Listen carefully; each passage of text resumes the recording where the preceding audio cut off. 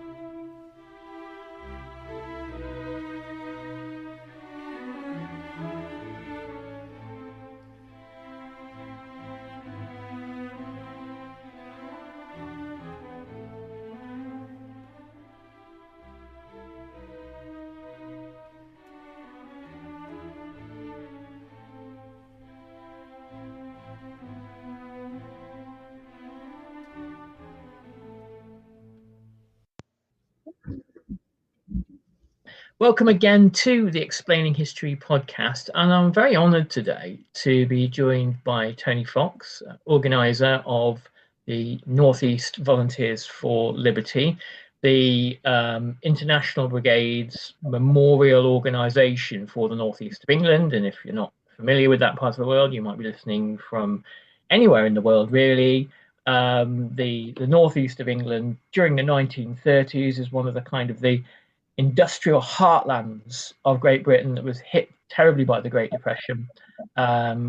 Shipbuilding, coal, heavy industry, massive employment, and an active and well-organised communist movement from which the International Brigades spring, and of course all a developing fascist movement as there was across the country.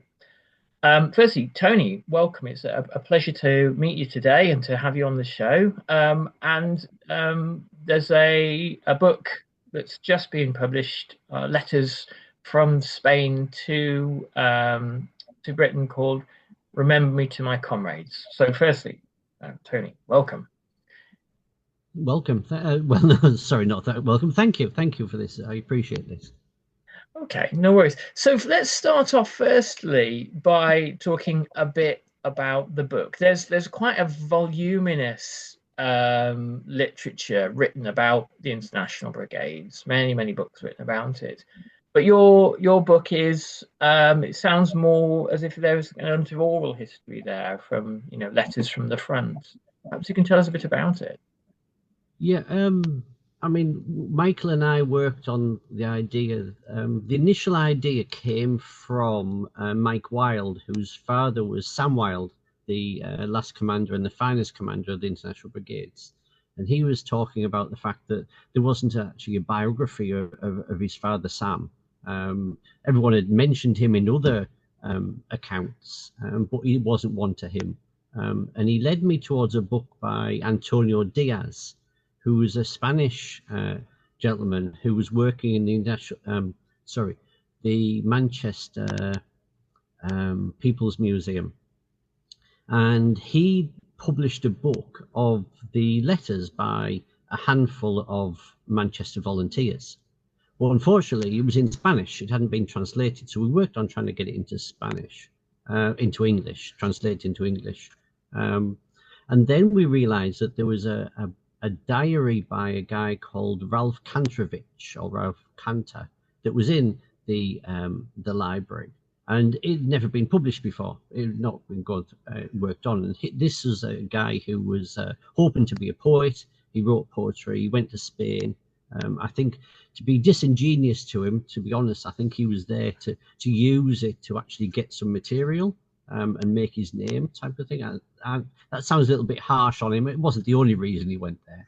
But, well, a high risk strategy for writer's block, I'd have to say. But you know, yes, that idea. So we thought, well, we could add that to it. You know, rather than just do a simple translation, we would actually add to that. And then we finally got the idea that we realized that we had lots and lots of other material that had never been published before, of the men themselves talking about how they felt and their actual aspects. So there's a lot of accounts, and there's a fantastic book by Alex Clifford on the British battalion in Spain, which gives an overall account of what they actually did, but it doesn't tell you about what what they were. And then we realized that we were in touch with so many families. There's 20 characters in the book that get chapters. There's 20 men, and apart from the older men and Ralph Kantrovich, all the others, so we're talking a good 15 families, we're literally in touch with the families. So these are all letters that were published in the book, are all with the help and assistance of the actual families. So we've got accounts from the daughters and the sons and the nephews of what these men actually said and did, and their accounts are going through. So it was using the actual contemporary materials rather than actually say, this is what we did. It was actually presenting these contemporary letters. And from those accounts, are there any kind of common themes that emerge from what the men had to say? Yes. Well, the thing I found wonderful about it is that they're all individuals. So there isn't a generic idea of that they're not all International Brigaders. They're all steel workers or miners or actual political activists, and you have from that. So there seems to be a general thread of you have the committed communists to it who are there and they know what they're there for. They're fighting fascism. If they don't defeat fascism in Spain, then it's going to be coming to Britain. They've already had experience of fighting the British Union of Fascists at home, so they know why they're there. They're committed communists. And then you have others who are favourable to those ideas. They're not actually members of the Communist Party, and they're favourable to it, and they're going through and they see it's a commitment. And it's ones from that is, we see from the correspondence that they are committed to it. These aren't adventurers. These aren't people who are going there just for because they think it's trendy or it's fun. These are committed to. They know what they're there for. They're there to defend democracy in Spain. Yeah. And so to take a kind of step back for a moment, obviously there will be perhaps some listeners that won't really be very familiar with the International Brigades.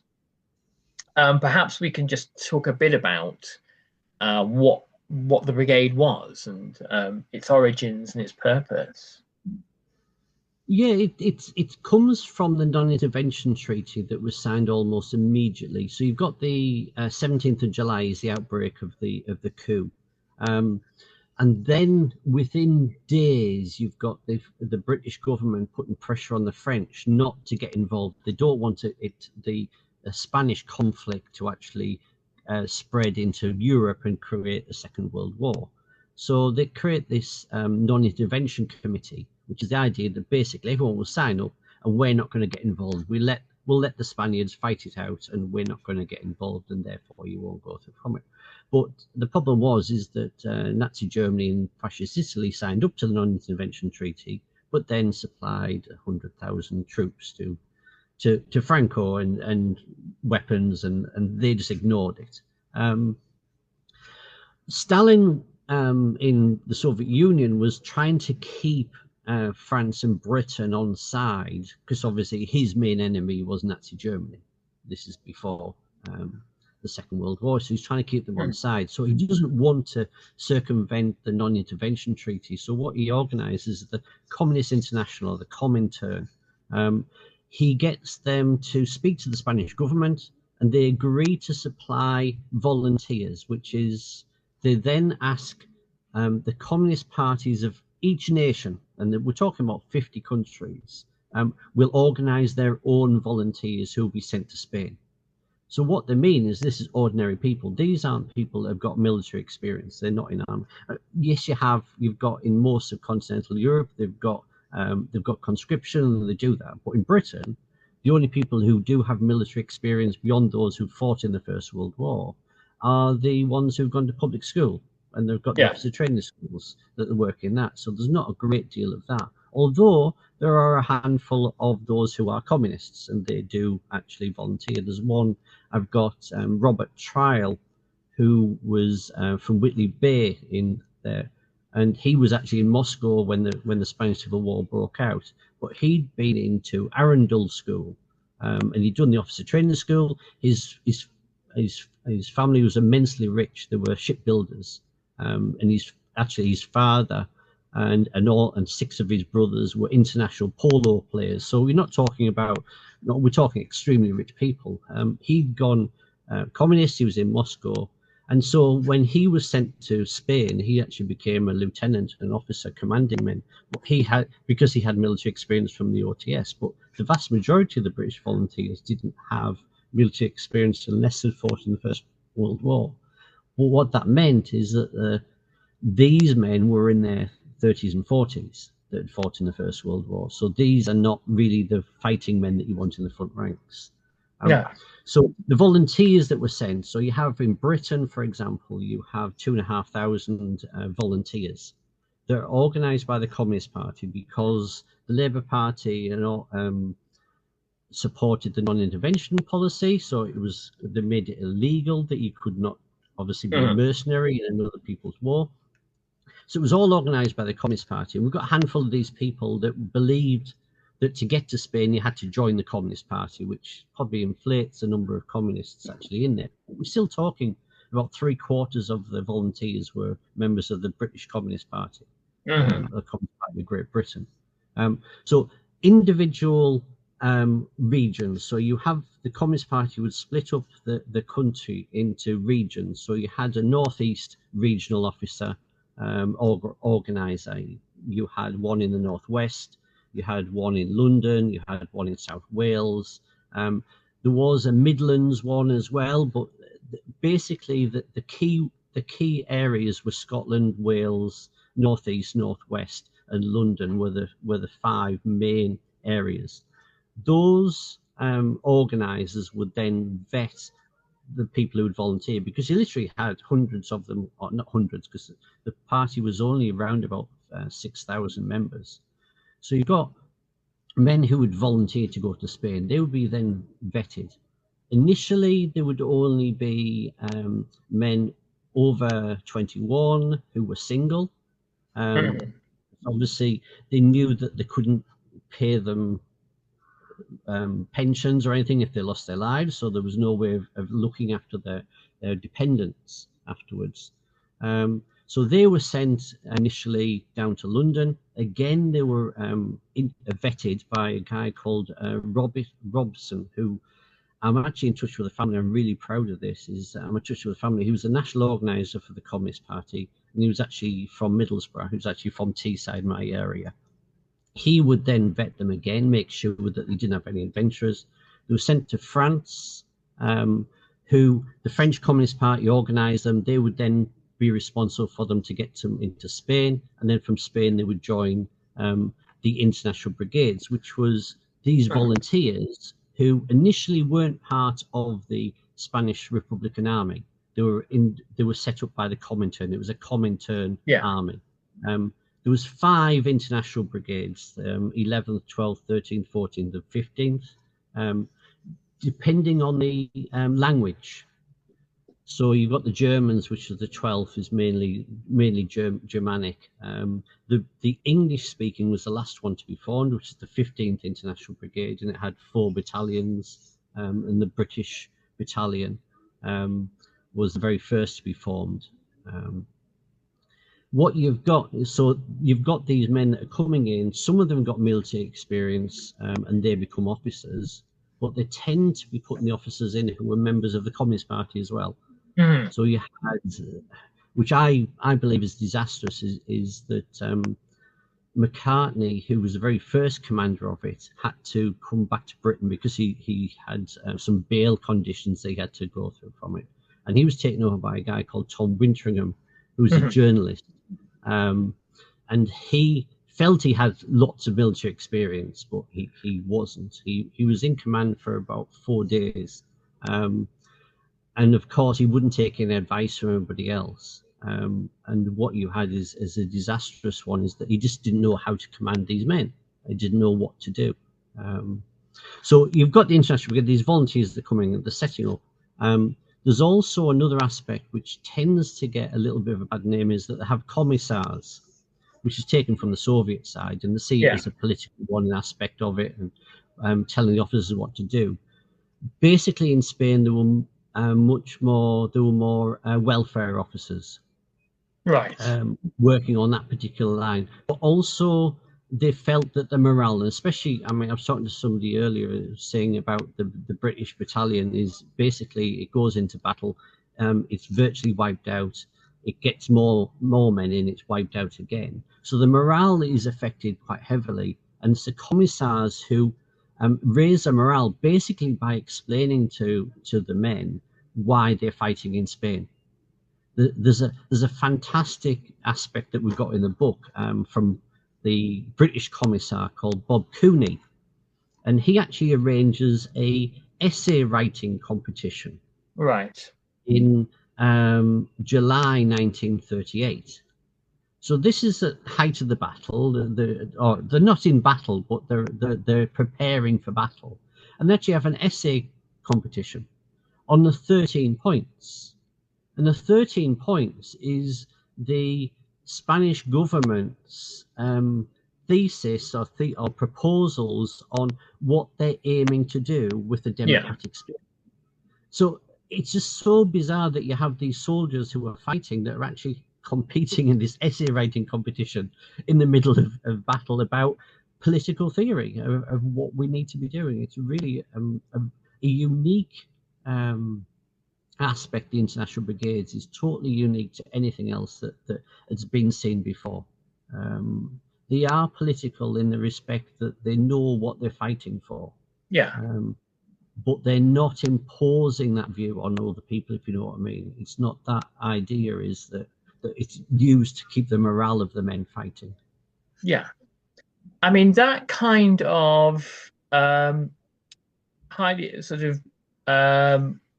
highly kind of articulate and informed and motivated, not exclusively working class, because there were some non-working class people there, but mainly working class activism that forms an army, an international army of volunteers.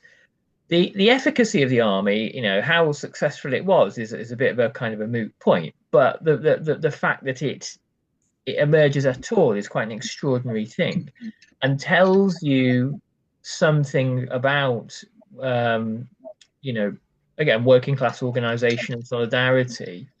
And in our time, we don't, I mean, you see people organizing in different ways for Gaza, for example. But it's not in any way comparable, because you don't have the Soviet Union. We don't have a Comintern. And that's why it is this kind of perhaps unrepeatable historical moment. the great achievement of the great achievement is Madrid, isn't it? The of the International Brigades. Yeah. I mean, and that's one that we've got the links to it. I mean, that's what you see is almost in time. And again, I think a lot of people over-egg the contribution of the International Brigades, but very strongly it was the morale factor, this idea that we've now got some support, we've now got international support, we're not on our own. And it was this that raised the morale and determination to then fight. And Madrid didn't fall until the end of the war. It was defended, and that's the one bit that the British battalion does put forward is the Battle of Jarama in early February 1937, where they held the line. This idea is literally they were virtually wiped out. They went in with over 500 men, and you've got roughly less than 100 that are able to stand on the third day, that are able to hold the points. And this is some of the guys who've actually gone away, got stitched up and come back to the line. So it was one of these ideas, but it was the fact that they actually held the line. And those positions that were held in February 37 were still there in 1938 at the end of at the end of September, October 1938 was still, those positions were unchanged. And it's that bit that they talk about is the example that they give. And the British battalion, you've got, when I talked about Sam Wilde earlier, is going through from this idea that they were used as shock troops. The best example is probably at the very last day is literally Happy birthday, America. It's time to celebrate and play your favorite Las Vegas casino games by American-owned SpinQuest.com.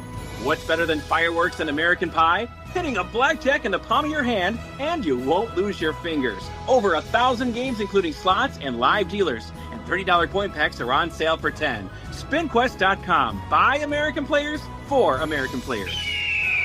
SpinQuest is a free-to-play social casino. Void where prohibited. Visit SpinQuest.com for more details. When you own your own business, you own every decision. Like choosing a business card that earns you 8 times points on Chase Travel. Chase Sapphire Reserve for Business, the business card that gives back all you put in. Visit chase.com/reserve business to learn more. Cards issued by JPMorgan Chase Bank, N.A. member of FDIC, subject to credit approval. Terms apply. There's a breakthrough, and they've been told 2 days earlier that they're going to be going home, that all the international brigades have been withdrawn. And they're asked, there's a breakthrough, will you stand up? And yes, they stand up, and there's a 2-day battle, the 23rd of September. Again, when the British battalion, at this stage, there's probably only about 200 British in it. The rest of them made up of Spanish in the battalion.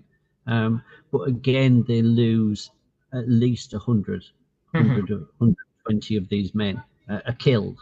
And it is a remarkable thing. And they're just literally sent in there to just hold the line until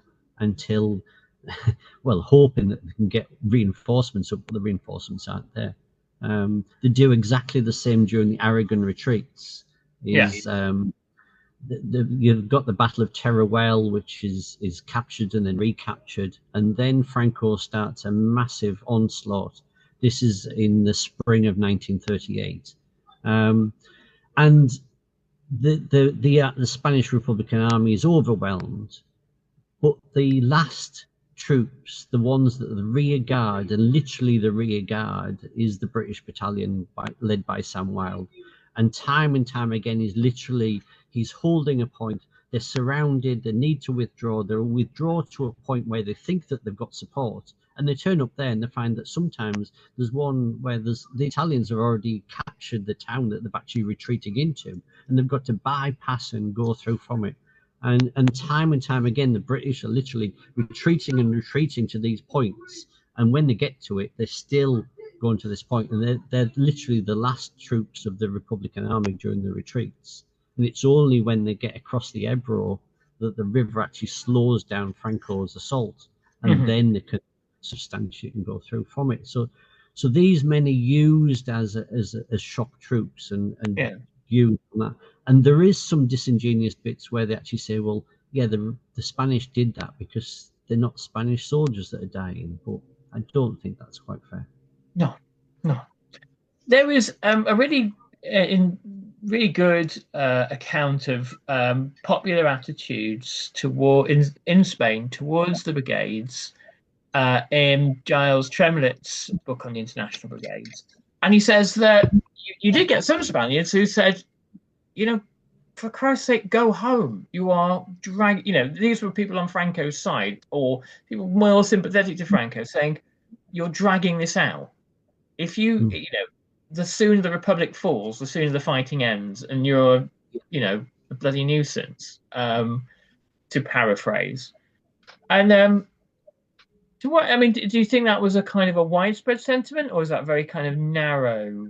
No, it is an establishment one. I mean, I've done some work on the Basque refugees. I don't know whether you know about after Guernica, the bomb in Guernica, the British accepted 4,000 Basque refugees into the country.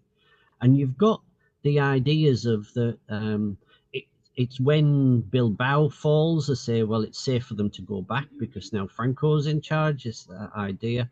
There's also the bits of where they're saying, well, we don't want to be evacuating people, because what that means is that the Republicans can hold out for longer because they've not got civilians there. They've not got to feed them. They've not got to look after them.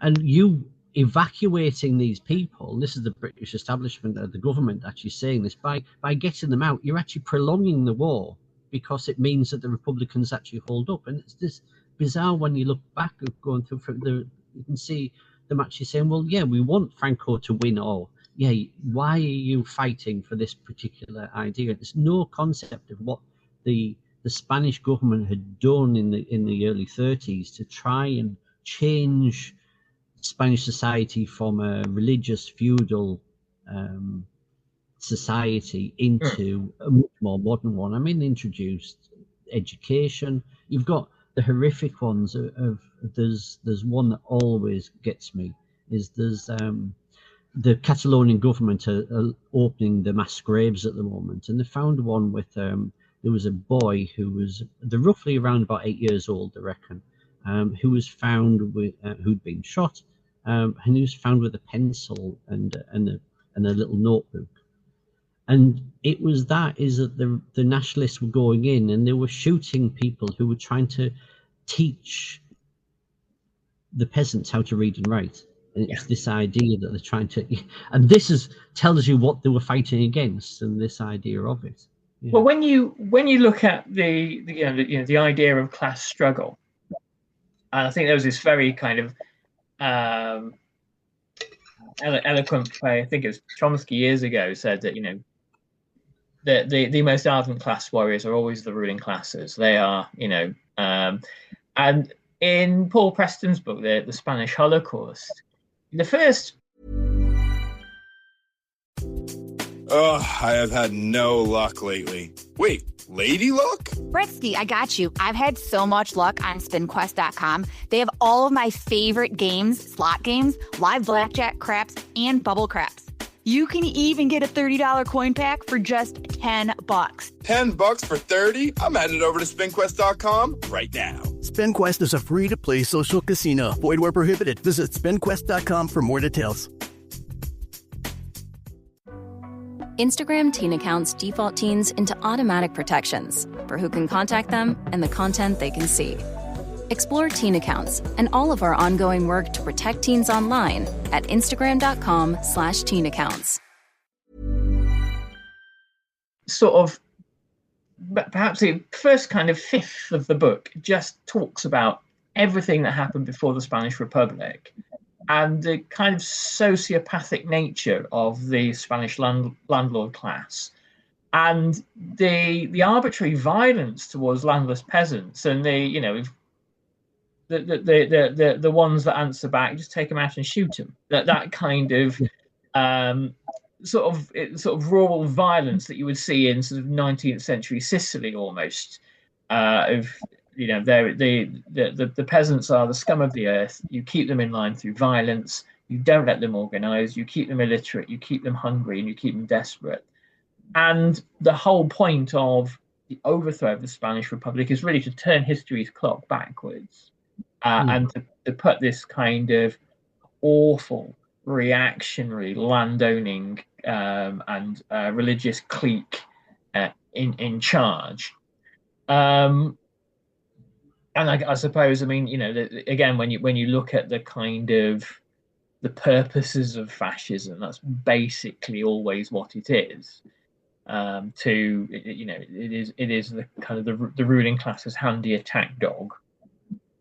Not to oversimplify it, but yeah, I mean, I absolutely get that little dark little anecdote that you have there. Okay, so let's just talk about the book. We have a little bit of time left today. So, sorry, you were about to come in there, so I apologize. I was just going to say it's a series of characters, and obviously we were quite proud is the fact that we finally got Sam Wilde's story out there. We've got this idea, and it's this letters that we got from Sam that he goes through from, and it follows his career. It goes through because you've got the aspect of, we've also got MI5 files that go through from it. And sorry, I didn't explain where the letters come from. A lot of the letters that we have are either from the Marx Memorial Library, who have got the archives for what was the International Brigades Association, which is the veterans of the British International Brigades, which then so they give their archives to the Marx Memorial Library. So there's letters in there. There's I keep calling it the People's History Museum, but it's not the People's History Museum. It's the other one in Manchester, and it's gone out of my head. I apologise. From there, but also a lot of the stuff I've got that I was feeding to Michael was from the Russian archives, which is official title is the Russian Archives of Social and Political History. What it was is when the Spanish Republic fell, all the documents were sent to Moscow because it was a communist Comintern or organised. So Comintern's based in Moscow, so it was sent to Moscow and put into these archives. And what they've actually done is they actually photographed every single document. And sometimes you get a photograph of a blank page, like the back of the page and things like that. And that was available online up until a few years ago. It's now extremely difficult to get hold of the stuff. But I managed to. You're able to download them. So these are documents, contemporary documents from it. And because it was part of the Republican Army, because you got September 37, the International Brigades were incorporated into the Spanish Republican Army, which caused a little bit of trouble because they were calling themselves volunteers. They'd gone from that, and it was now effectively the volunteers were now being told that they were there for the duration of the war. And we've got a fantastic letter from Otto Estensen, a Stockton volunteer, who writes to Tommy Chilvers, who had also served in the anti-tank battery, the 15th International Brigade anti-tank battery with Otto. But Tommy got wounded at the Battle of Brunetta, and he was sent home. So he's in Britain, and Tommy and Otto writes to him from Spain. And one of the lines is that we've just heard the news that we're now part of the Republican Army, and I'm here for the duration. And that's what he's actually saying. Is he's saying, yeah, I accept it. I know I've got to be here until the end of it. We've got to keep the fight going. We've got to go through from it. And then he ends with a beautiful one. But and when I get home, I'll get married. If I get home, I'll get married. And it's that human aspect of it. But it's that aspect that he realizes, yeah, it's changed. Now the situation has changed, and they work on that. So we've got those letters from this the Russian archives that we have, which is actually contemporary ones. So there's the poems that Miles Tomlin wrote are actually from there. It's contemporary, which are then published later on. But you can actually see some of the to see it in actual handwritings actually go through. So that's where we get a lot of the documents from. So Sam's ones is actually great because he writes two types of letter. One is he writes to Manchester to Mick Jenkins, who was the organiser in the Northwest. And this is the political one. He's writing as a party man although Sam wasn't a Communist Party member before he went to Spain, he joined the Spanish Communist Party before he joined the British Communist Party. But he then joined the Communist Party in Spain.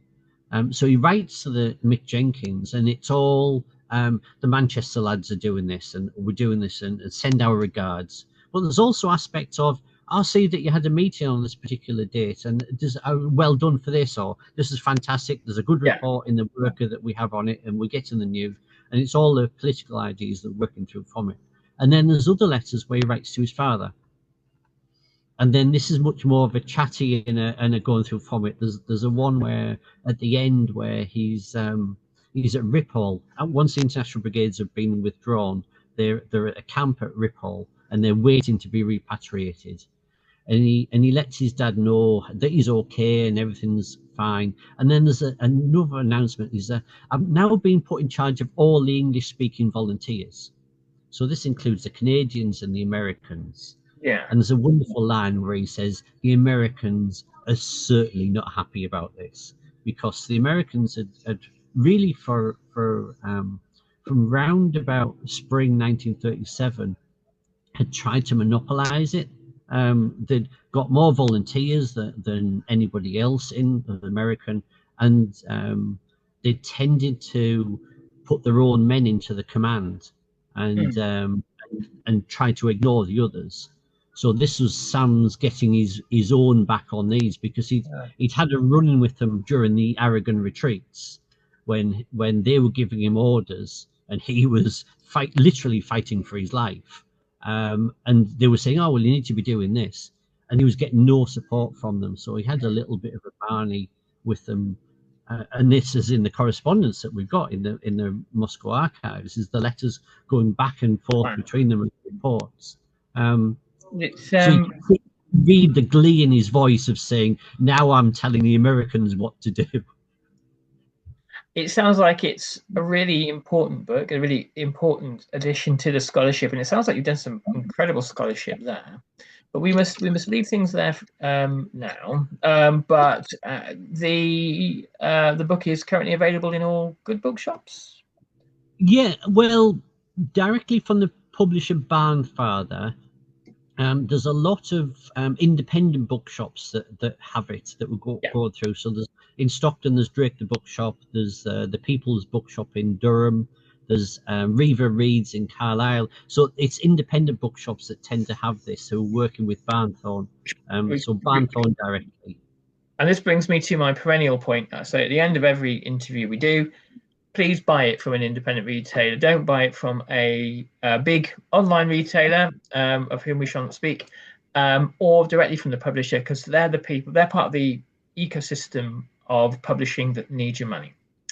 But Tony, wow, an amazing conversation. A real honor to have you today. And I'd love to continue this and talk about other aspects of the brigades, because there's so much to say. We'll finish there for now, and thank you so much, and best of luck with the book. Thank you very much. Take good care. All the best.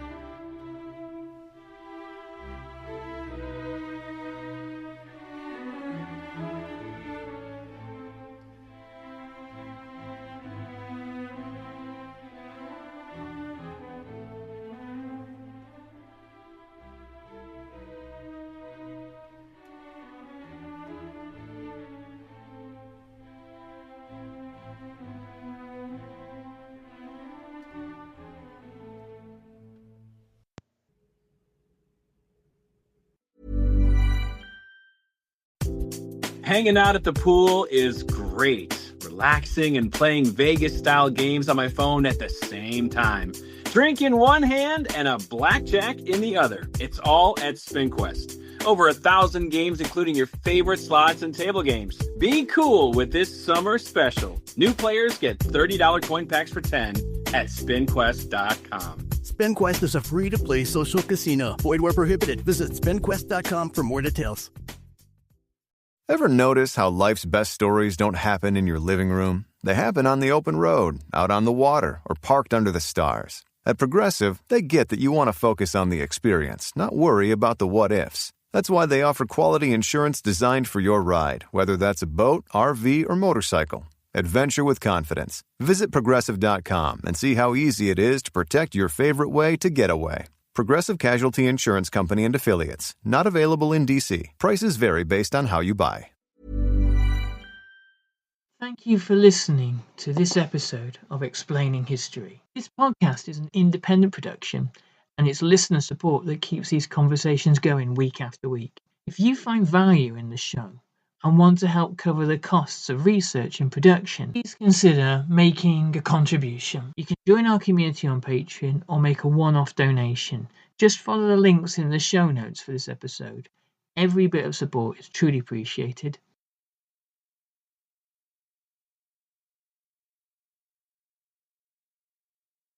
Thanks again for listening.